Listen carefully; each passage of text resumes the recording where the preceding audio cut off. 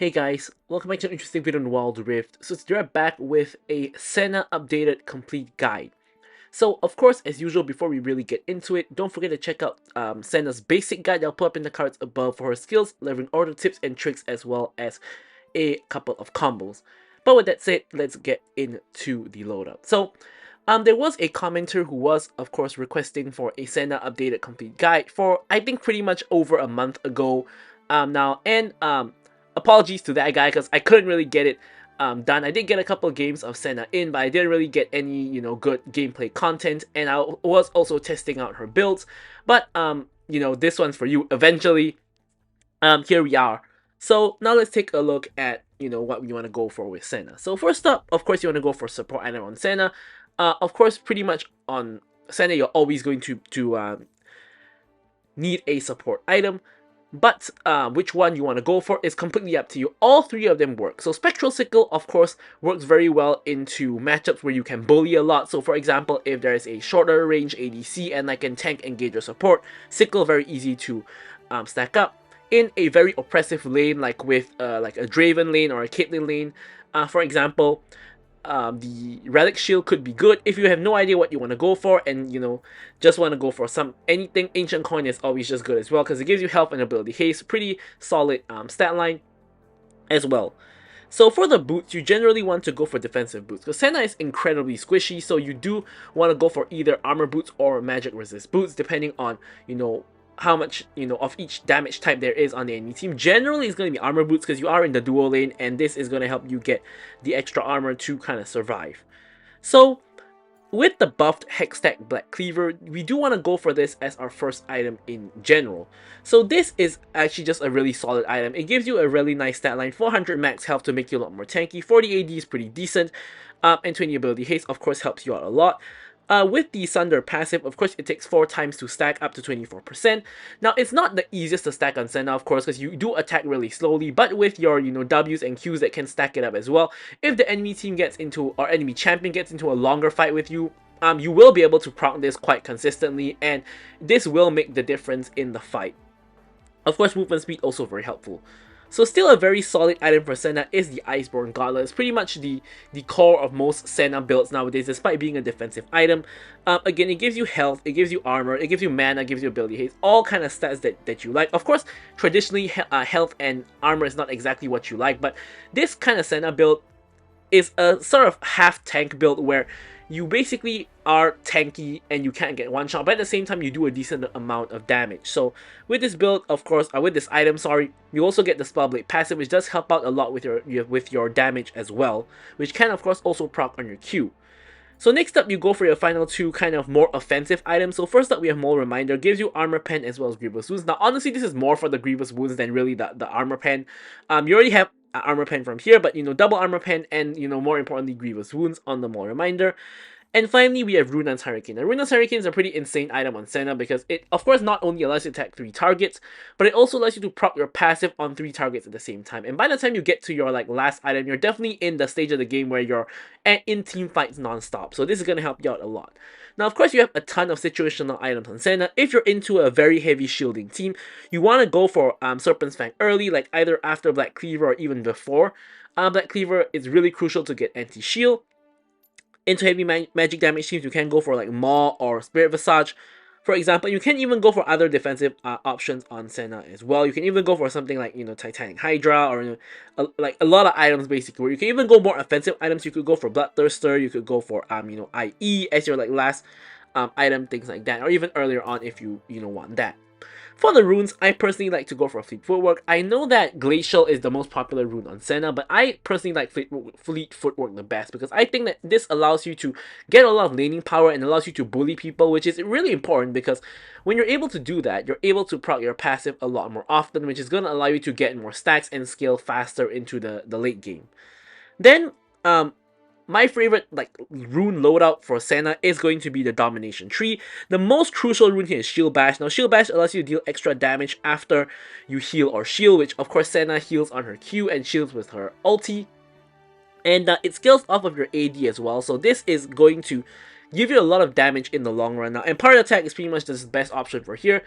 Gives you a decent amount of extra damage, and we have Eyeball Collector here just for a little bit of extra AD. Now for your second rune, you do have a lot of options. So a very popular option is Brutal. Of course, if you're able to bully people, Brutal is going to help you deal a lot of damage throughout the match. Giant Slayer is really good into a very tanky team. You could even go for something like Transcendence for, a little bit of a faster cooldown. There are a ton of options as to what you can go for, and you could even go for something more defensive like bone plating, for example, or something more supportive like Revitalize. So it's really kind of up to you, but in this match I took bone plating.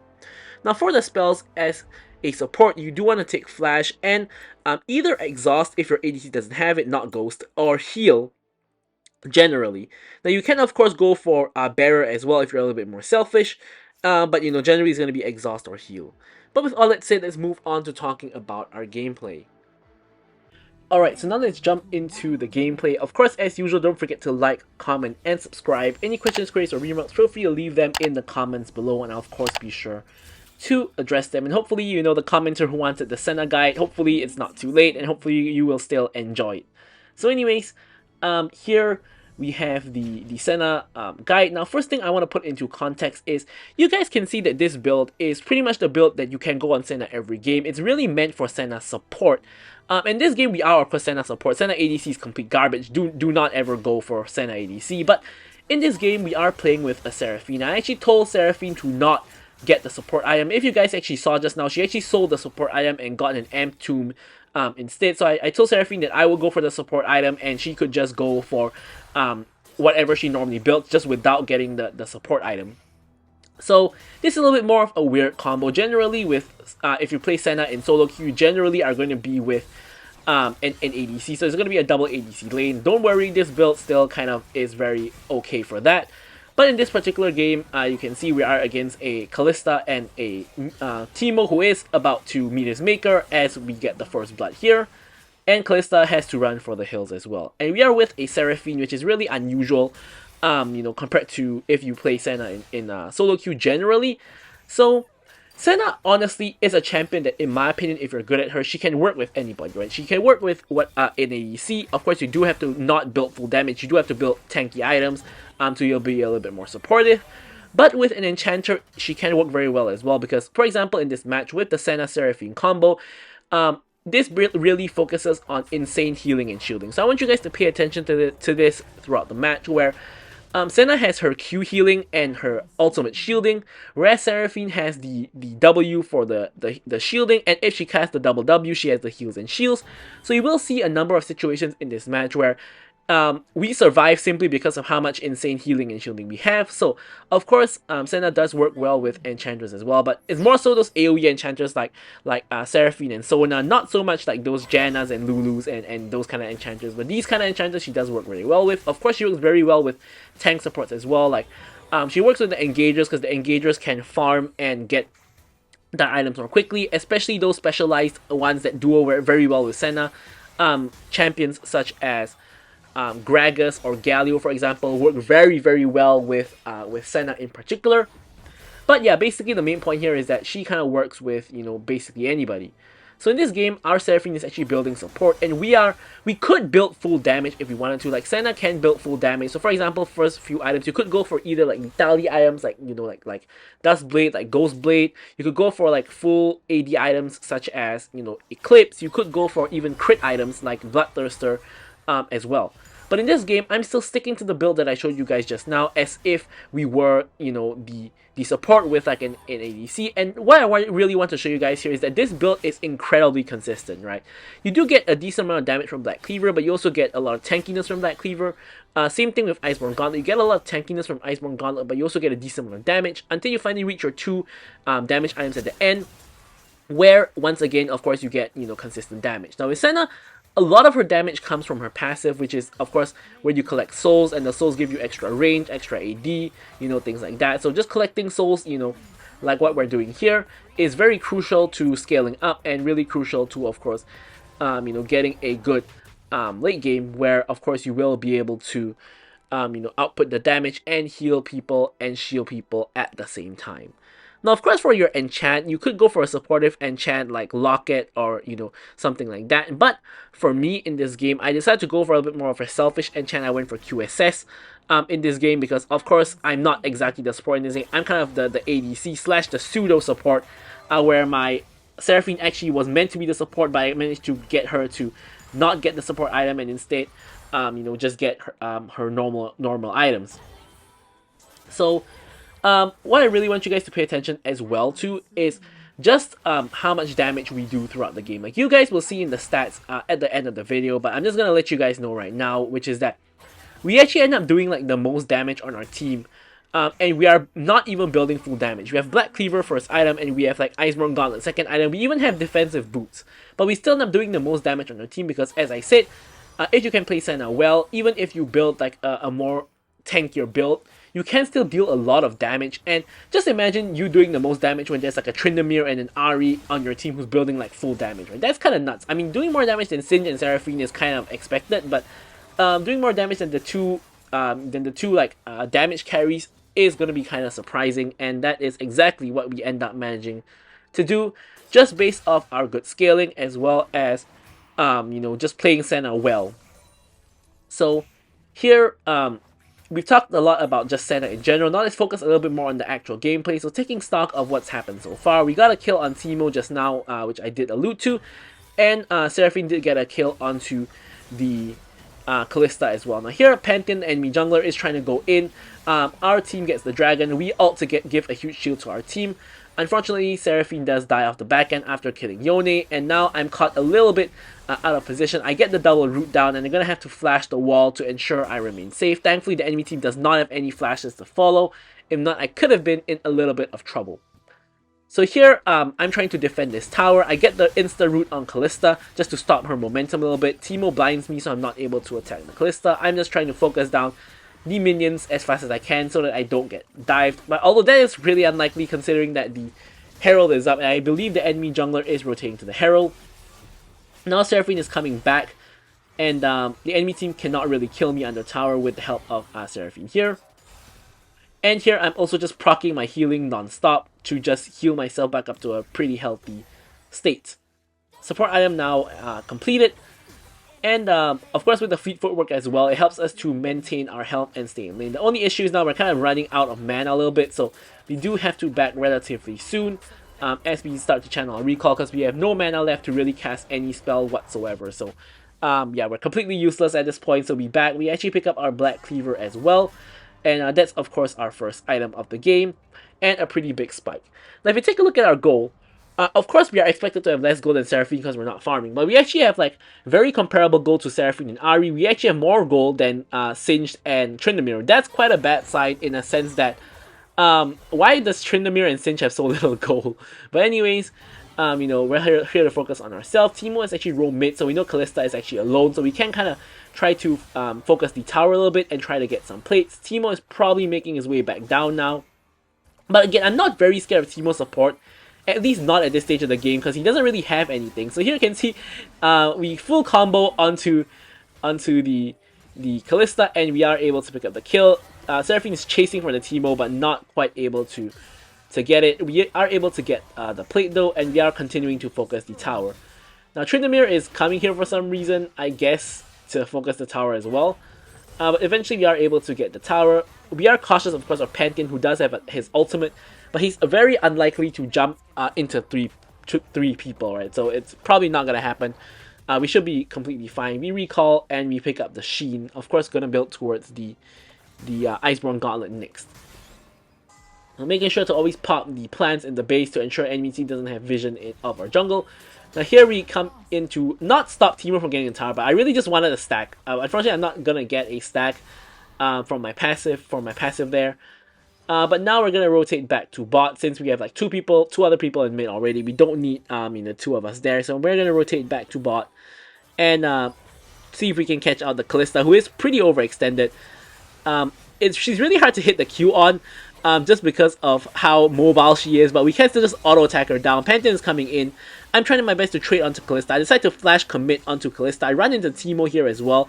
I pop the E to try to avoid getting hit, but unfortunately it doesn't activate in time, so I get run down eventually by Teemo and Pantheon, and I do end up copping a death there.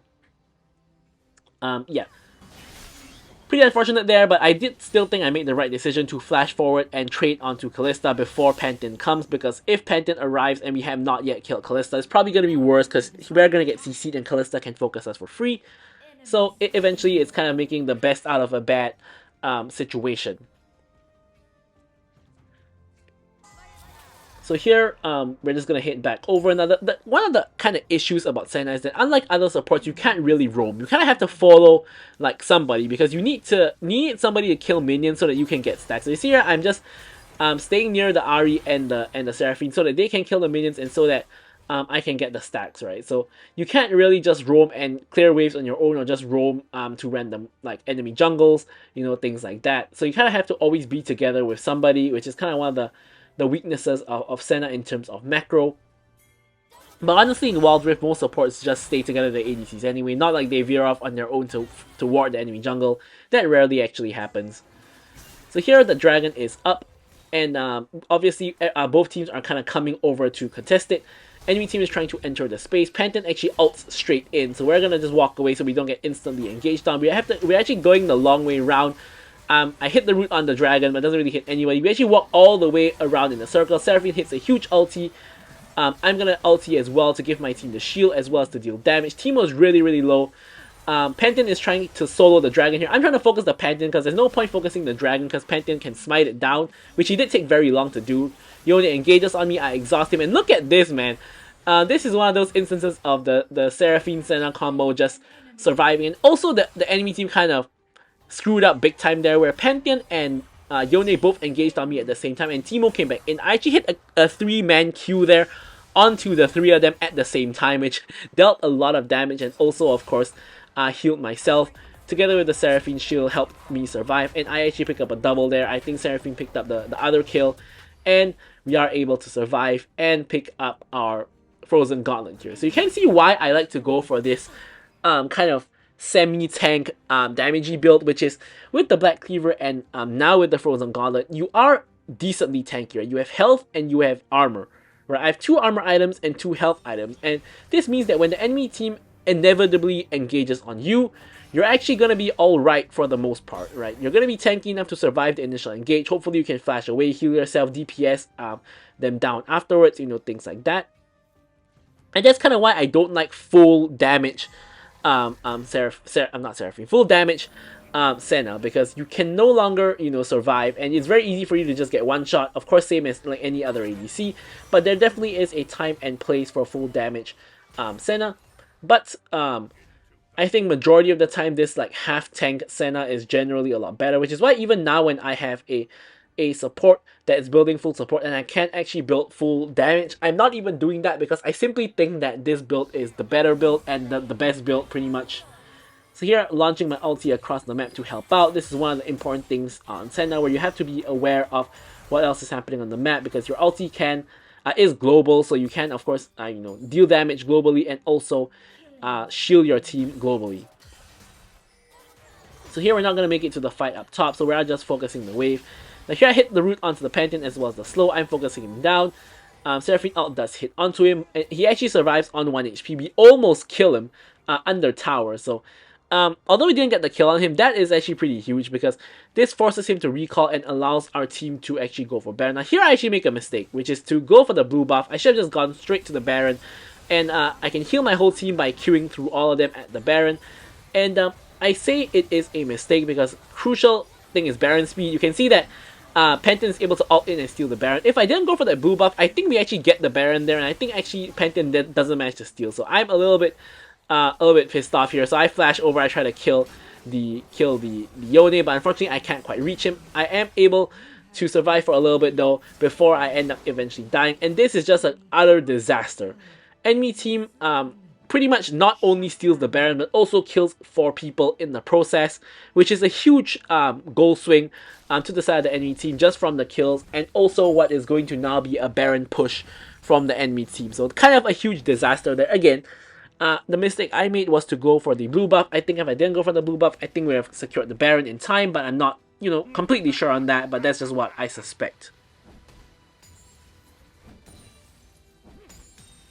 So now we're gonna have to defend the Baron. We all have respawn, and enemy team hasn't made too much progress in terms of pushing so far. So we are fine for the moment, but we gotta kind of head out and clear waves and you know, protect towers.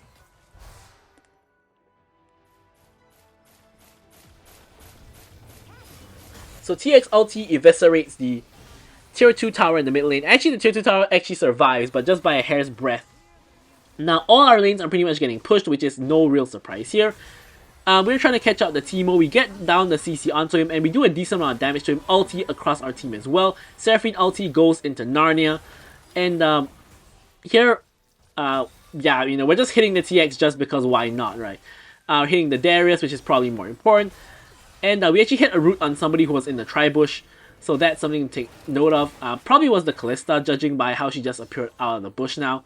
We take the red buff because red buff, of course, is very useful for the slow and the damage. And it looks like a fight may or may not break out here, but the top lane wave is pushing in. So Tryndamere is recalling to deal with that. TX ulti goes in onto the champions. Singe is barely able to survive with the help of the heal.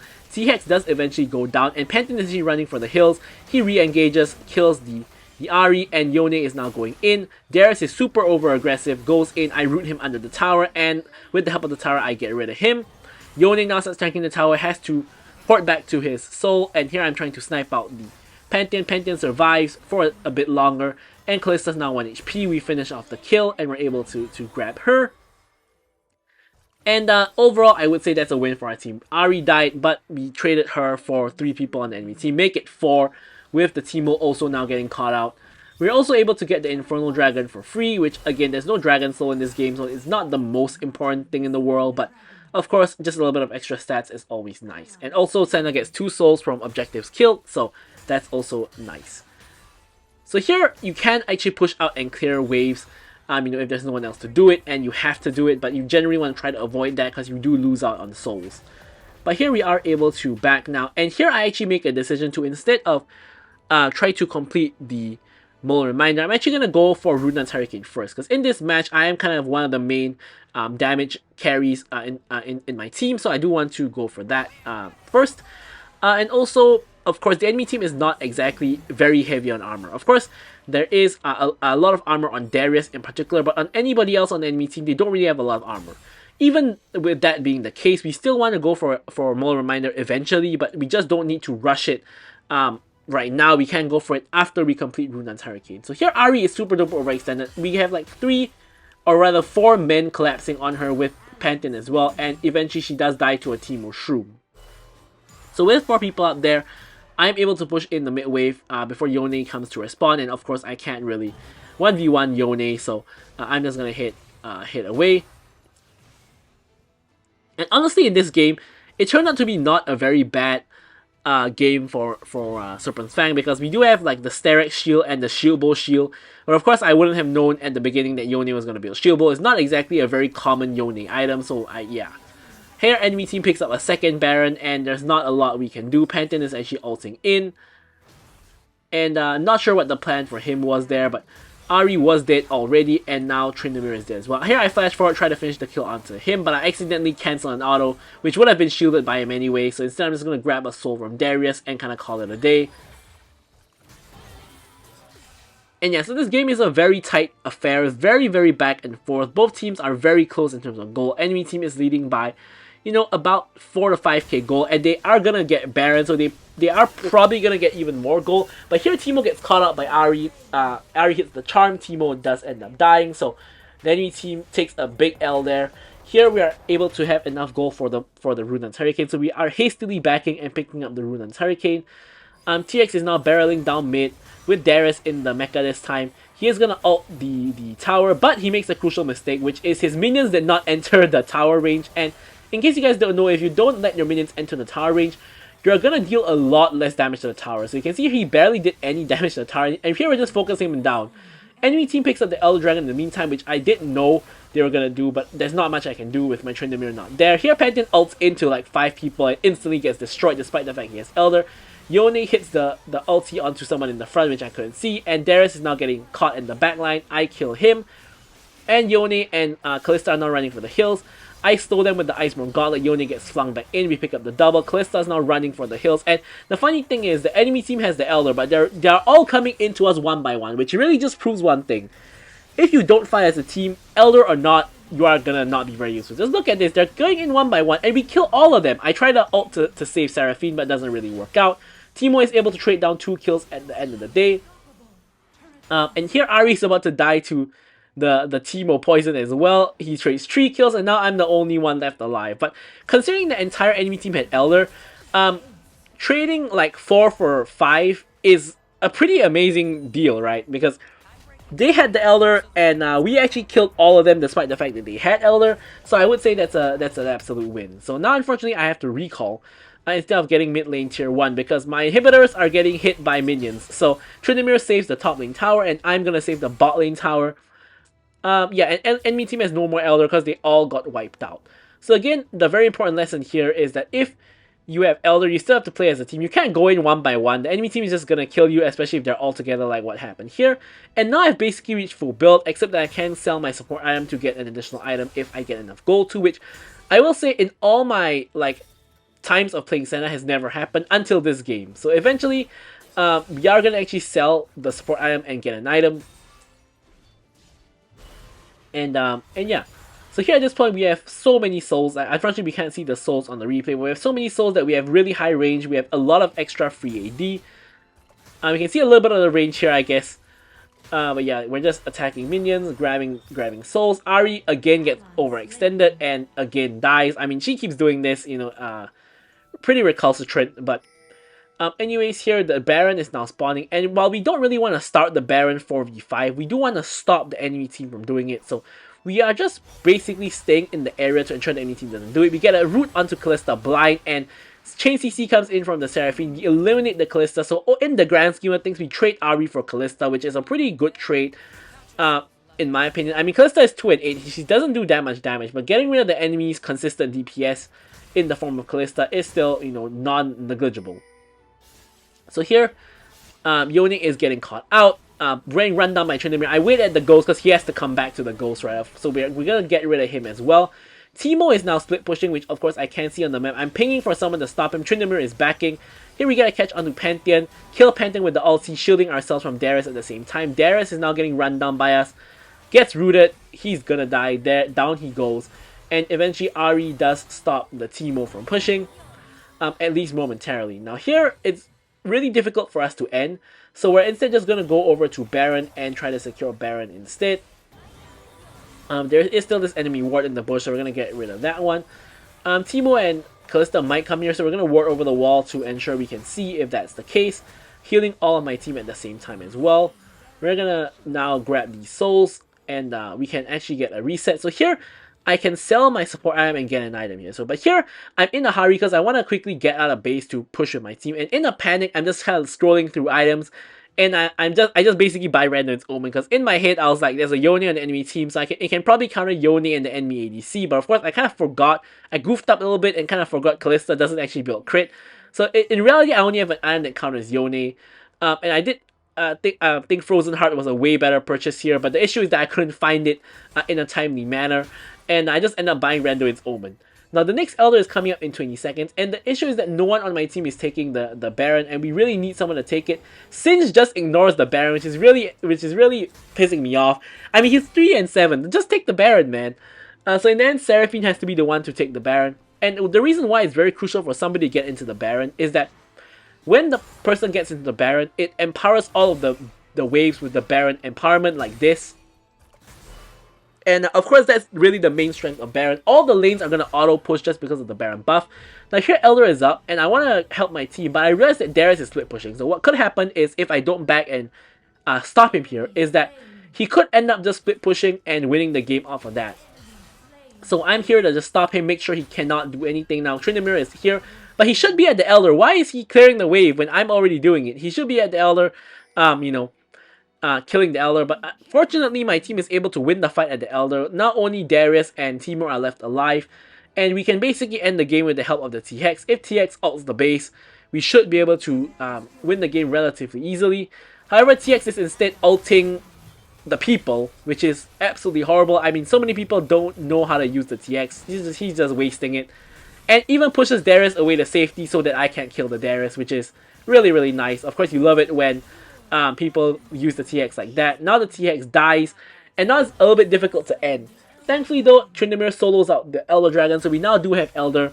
We are pretty low, and Darius is actually baited to go in on us, but we have like a couple of defensive items at this point, and we're actually healing more than the damage they're doing to us, and we just wipe them all out with the Elder. And with that, we're able to end the game. So as I said, we did the most damage, and we have insane stats. So I'm going to leave you guys with the stats as usual. Thank you guys so much for watching the video, and goodbye.